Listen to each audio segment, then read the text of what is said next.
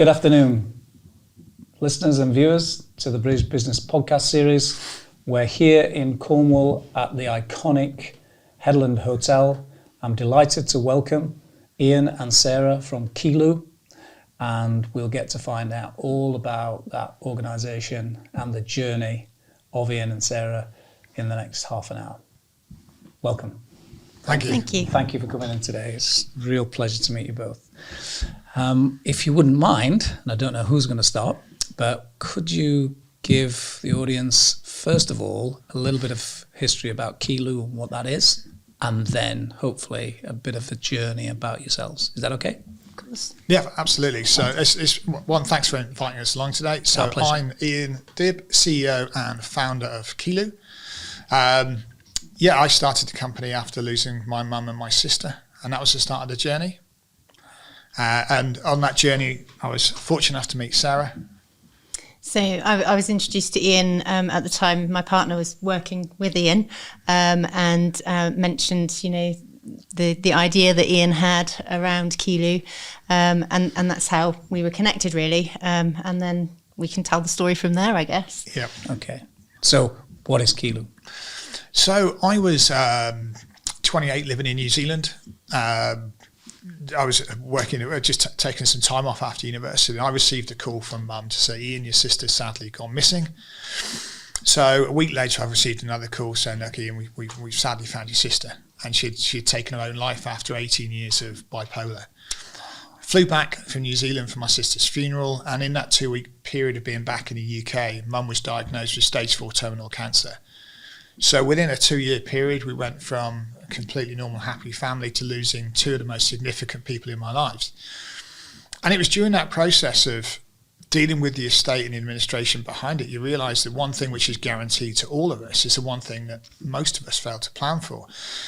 So Kilu is an incredibly secure, easy to use online platform that helps you to get all your personal, legal and financial affairs in order for you in the here and now. But also, if something was to happen to you in the future, it's incredibly easy for your family to deal with your estate going forward. And we live in this world which is now incredibly digital. No paper documents come anymore. We're given access to hundreds of online portals to manage our affairs. And if you speak to anyone, what's your password? I don't know, I've got about 100 of them. And do you have a will? And if so, where is it? It's so without knowing it, what we're doing is making our lives incredibly difficult to manage. But actually, this could be really easy. So Kilu stores a digital copy of all these documents for you, helping you to manage your day-to-day life. But if something was to happen, what an incredible thing you've done for your family members. Wow. And when I was introduced to Ian, my partner, he'd also lost a family member very suddenly and unexpectedly. So the idea of Kilu really resonated, and it was quite clear, and that was quite a while ago that happened. And at the time, everything was paper-based. We all stored things in filing cabinets, and that in itself was really tricky for people to keep track of and for family members to manage. And since then, things have progressed. The digital world, as Ian said, has evolved further.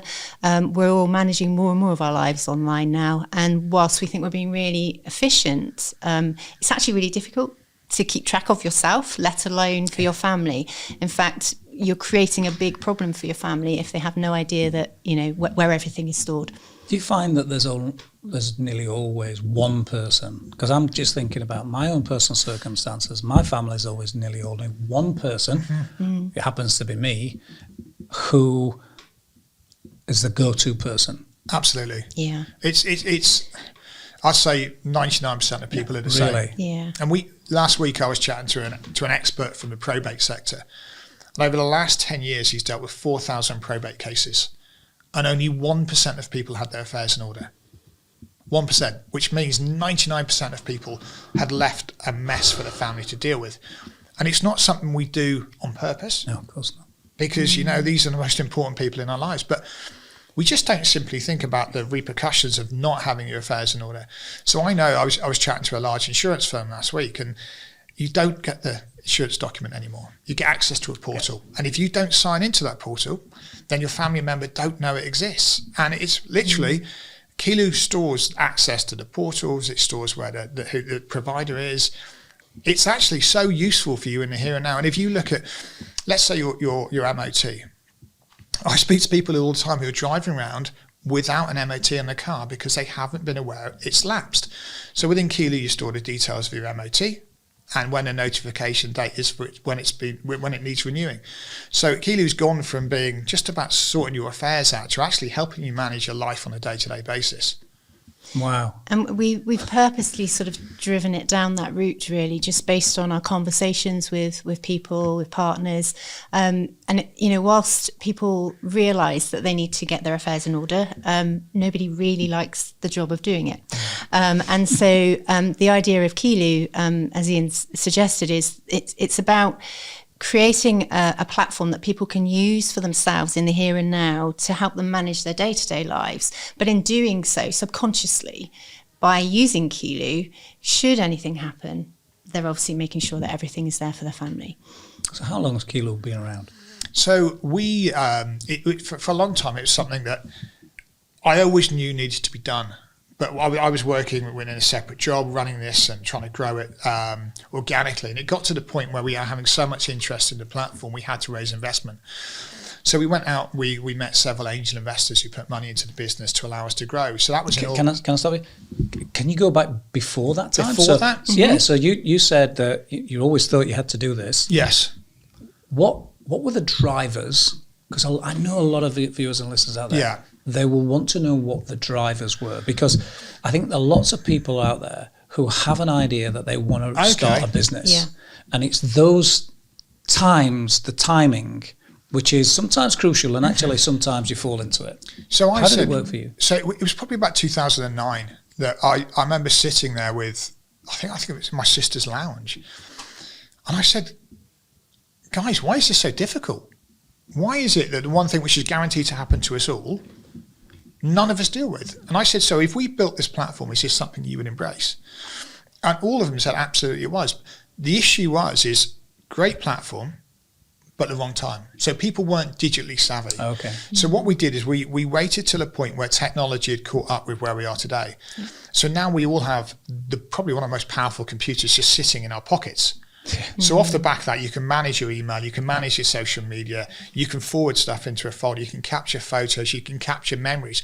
So it's making sure that although it was back in 2009, it was still very much a great concept. And that was back in the time, it was called Once I've Gone. We rebranded in 2020. Okay.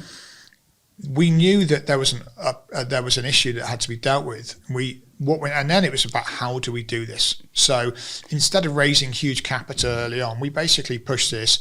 We spoke to partners, we spoke to people about how they would embrace. So we spent a lot of time researching the issue. And then when it got to the point where we're actually going, now's the time to do this. And that was when we went out, we spoke to investors who said, look, this is what we're building. And the majority of the investors we spoke to said, look, I've experienced this. I lost a wife, sadly, one of them said, and I've been through this myself, and I've got investment here, there, and everywhere. I've got no idea where to manage it. So it was at the point where there was such a big opportunity. We thought if we raise the capital now, we can actually grow this. And I think we'd spent so much time sort of doing our research, so going out and speaking to potential partners across various sectors, understanding what their pain points were, understanding how that then fitted in with the concept of Once I've Gone at the time, but now Kilu, and how we could address some of those problems for the partners, but in doing so, creating value for their customers as well at the same time. And so I think, we sort of went out for the investment once we knew we had that research and that, I suppose, reassurance really in the problem that we were setting out to solve. But I think a key driver for us as well is probably the fact that we wanted to make a difference, because we'd all been there, we'd all experienced losing someone close, having to deal with the mess in a lot of cases, and how difficult that can be. So I think a key driver for us as well along the whole way has also been to make a positive difference. In the transition from idea, working for maybe somebody else in a job, to the point of we think this is a goer, making it a business, actually taking that step. I know these are the fundamental things. Yeah. What was that like? Was it difficult?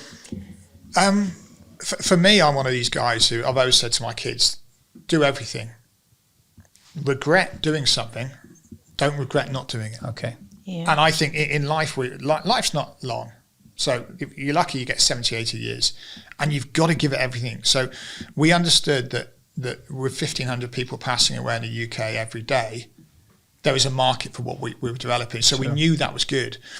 Then it was, how do we reach these people? And we'd done a huge amount of research into the sector and what people were looking for. So it was a calculated risk. And we knew that if we had the right team behind us, and we maintained our beliefs on we will work with these type of people. This is not the type of company we work with. They've got different morals than we have. This will be a success. So it was. I think for us, we'd believed in it for so long that when we actually got that investment in, it was actually okay. Now we can make this happen. Yeah. Not only in the UK, but kind of internationally as well. This is a global problem. We're talking to people all the way around the world about Keylu and the problems it solves. And each day there are challenges, don't get me wrong. And there are sleepless nights, and there's times where you if you were working for somebody else, you go home and you switch off. When you start your own business, it's 24/7, 365 days a year. You never turn off, but you also get the huge rewards that you only get when you've launched your own business. So looking back, three years, they've been the most challenging we've had, but we've loved them. We have, yeah. I was just going to say as well that whilst it was a risk, but we were confident in the research that we'd done, and I think that we prepared ourselves. So we went into it knowing it was going to be tough, and actually, in any startup, I guess made sure we were aware of the challenges that startups face and how it was going to impact us personally in our lives, outside of work as well as in work. And I think that's been helpful throughout the process. And we wrapped ourselves with people who'd been there.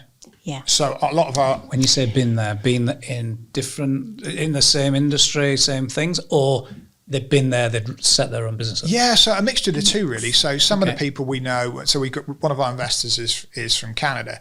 Super guy, really humble, but he's started a company and successfully taken it to the point of exit. You've got other people who've been chairman of large. So we've actually had amazing people around us to say, this is what I learned and I did it. So a lot of the time you learn far more from failure than success.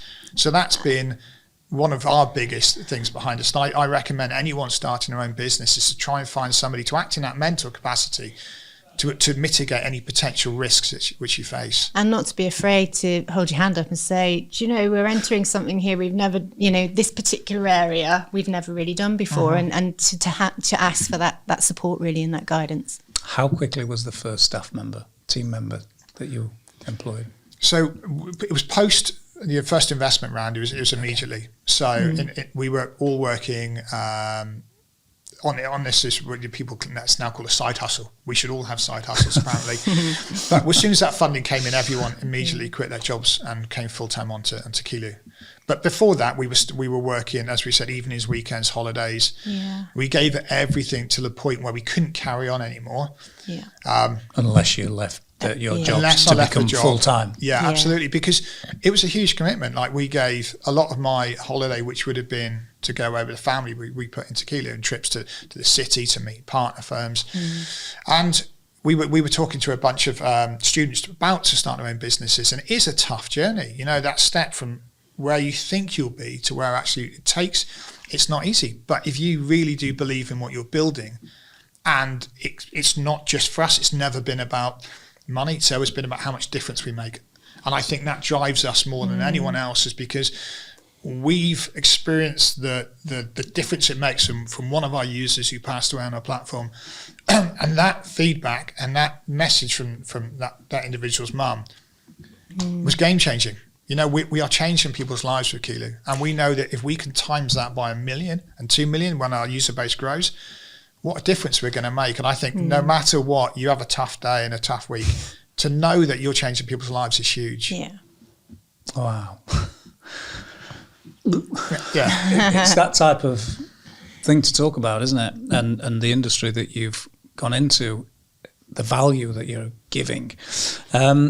So I'd like to talk a little bit about where the business is right now. How many staff? How many team members? So there are 5 of us now at the moment, and we are just in the middle of an investment round as well, because the opportunity is phenomenal. I mean, Yeah. we have partnerships with some of the UK's leading companies. We have an opportunity to grow Keylu across the whole APAC region as well. So yeah, we're in a process of scaling, which is hugely exciting. And you talk about investment, and I think you must have said that word about 6 or 7 times. Yeah. Mm-hmm. How did you know that you needed investment? B, decide that actually you need it, and then the next thing is, where do I find it?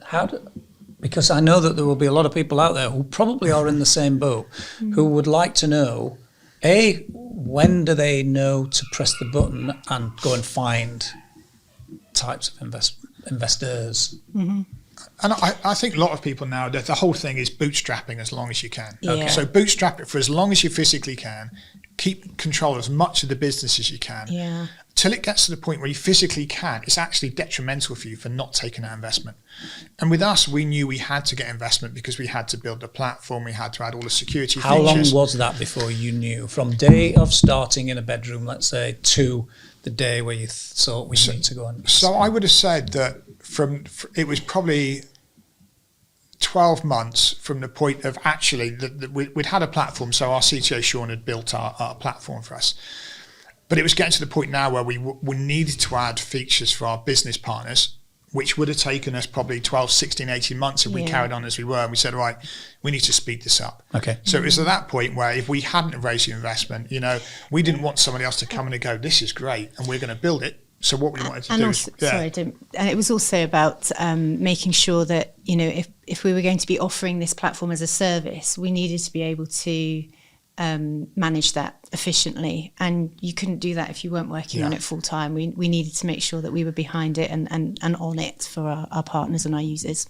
Okay. And a lot of it's depending on type of organisation as well. You can... For some people starting certain businesses, building widgets, for instance, they can probably do a lot of that part-time to the point where the sales get to a certain level, they go, okay, now's the point I jump because I'm safe and I've covered my income, covered my mortgage.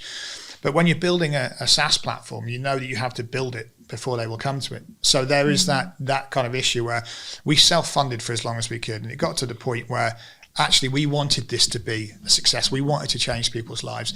And we wanted to give as many people the opportunity to join Kilu as possible, which is why we did that investment round. And we wanted, and finding investment it's slightly more difficult being based down in the Southwest because we don't have angel networks down here where you can pop along to after work in the evening. So every time we were meeting investors, we would have to jump on a train, go up to the city, meet an investor, or maybe try and line 4 or 5 meetings up, and then come back and then do your day job again.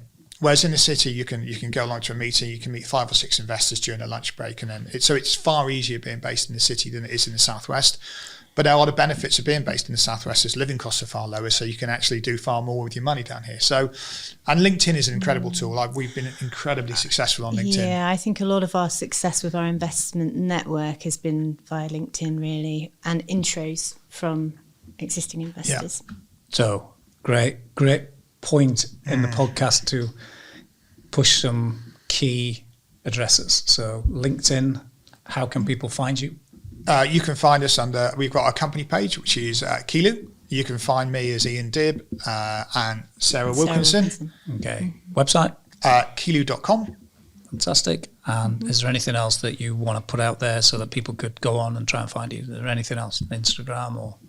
For one of the things that we're on Instagram, but I think come to us on LinkedIn because we've been through the journey, and we use the strapline a lot. We care. We've been there. Okay. And great. One of the things I find the most refreshing is when somebody else is further along in the journey than you are and actually stops and say, well, how can I help you? Yeah. So for us, if any of your listeners say, look, I'm here, I'm a bit nervous, I'm not sure what to do, it might well be we've got a connection personally we can help with.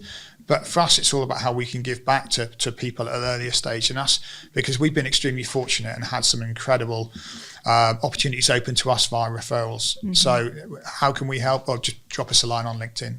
And how long has the journey been since that iconic moment where you said, I'm going to think about doing this? How long has that journey been so far?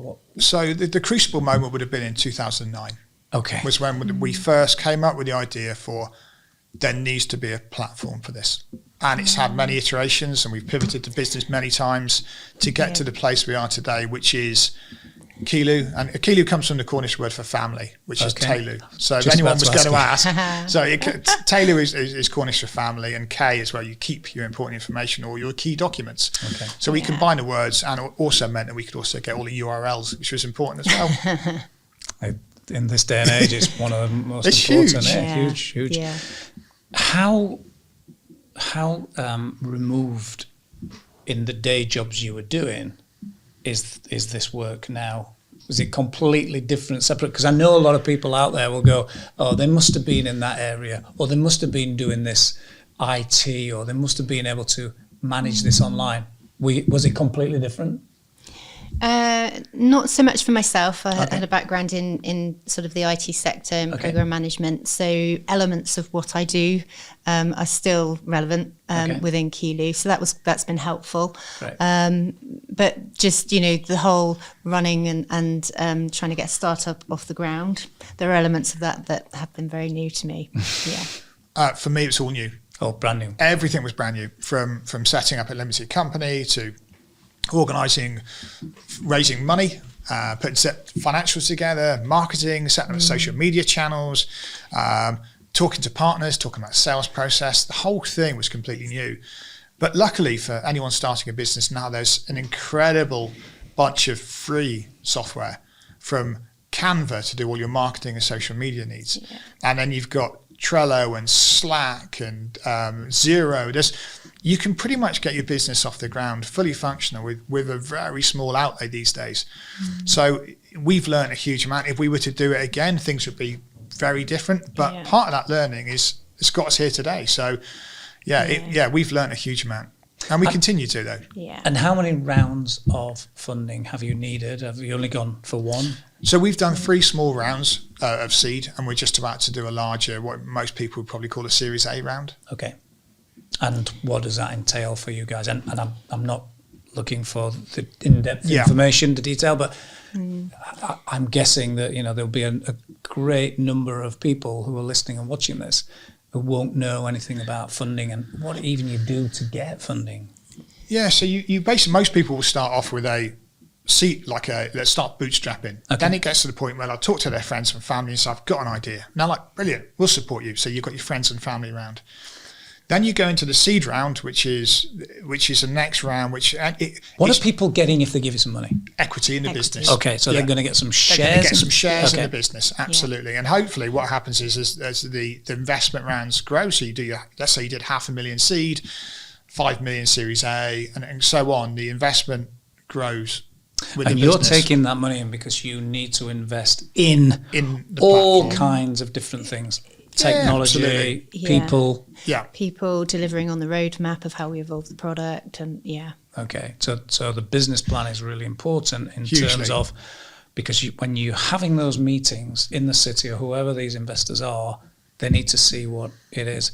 How important is that business planning document? I think the business planning document is hugely important, but most of all, they're investing in you as a founder. Yeah. I think I would probably weight it probably 75% founding team, 25%, because they're investing in you. And you could have the best idea in the world, but if you can't pull that off and they don't believe you are the right people to do it, they simply won't invest.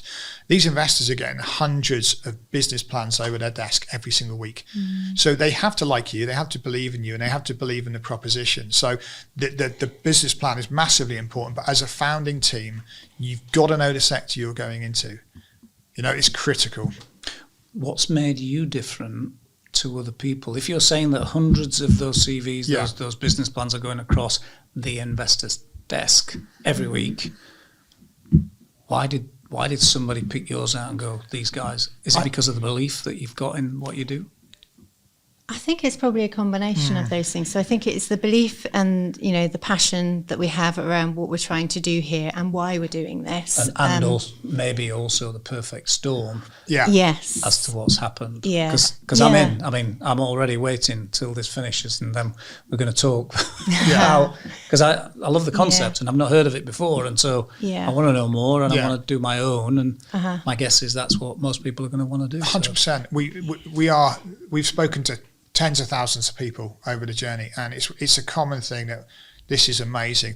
We have testimonials from business partners through to end users, but unfortunately, a lot of the testimonials we get are, I've just seen Keylu. I wish I'd have seen that 6 months ago because I've just lost somebody. Yeah. And I don't know what to do. And you can't go back in time. So what we can do is take that and make the platform better.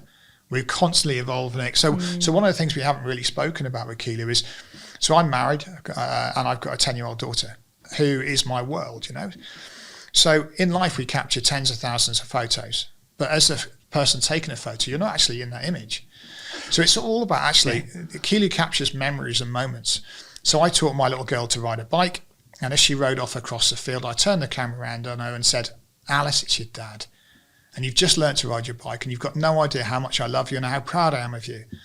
Now that only lives in Kilu, because I know if I wasn't here tomorrow, have I given my daughter a complete library of all the special moments that I was in her life? And sometimes at night I'll go in there and take a picture of her asleep, and I just record a little video afterwards and say, Alice, you're fast asleep, and you don't realise every night I tuck you into bed. Wow. So this is what Kilu does. It captures the magic of your legacy, and it helps you to give something incredible to your loved ones, and it's only going to get better. And it's that place where those key events can be stored. So we all use our phones, you know, constantly to capture all these videos, photos, moments, and they just get lost in amongst everything else in your phone. So for Kilu, it's not for everything to be uploaded. It's just for those key moments that you want maybe someone close to have in the future. Hence the word key. Yeah, absolutely. And it's been 20 years since I've lost mum, and sadly the sound of her voice is gone. You know, I don't have that. Now, what would I give for that? So I can't get that back, but I can ensure with my little girl and my wife that if I wasn't here for any reason tomorrow, she can log on. She'll have all these amazing videos I've spent time curating for her. But the way you do it is so incredibly easy. You know, that's what we've done. We've made an easy to use platform where people can capture memories, moments with their families that their loved ones will cherish for years to come. Incredible. So how can the platform be integrated and be offered to businesses?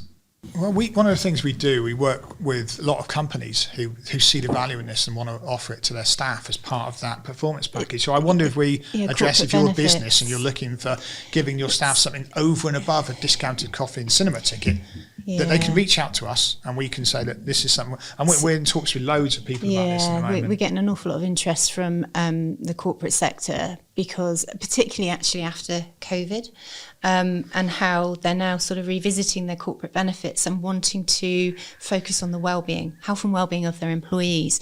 And the reason that they're interested in talking to ourselves is the fact that actually Kilu is great for helping employees to manage and sort of organise everything outside of work. And in doing so, if that's all organised, they're far more motivated and focused when they're at work, but also it extends to their next of kin. So we're getting an awful lot of interest on that front. Fascinating. I mean, it really is. Knowing what I know about the team engagement, team retention, team recruitment world, this could be a real game changer. Absolutely. For businesses to help attract those people, engage with them, because you're having that tool, and then if they're engaged, they're likely to stay. Absolutely. And in this market right now and this time, the great resignation, it could be huge. Yeah. Wow. Fantastic. I mean, I can't begin to think that you're not going to be inundated with investors. People, I know we have investors on the channel that could, contact you as a result of this. So that's why we asked for those address details.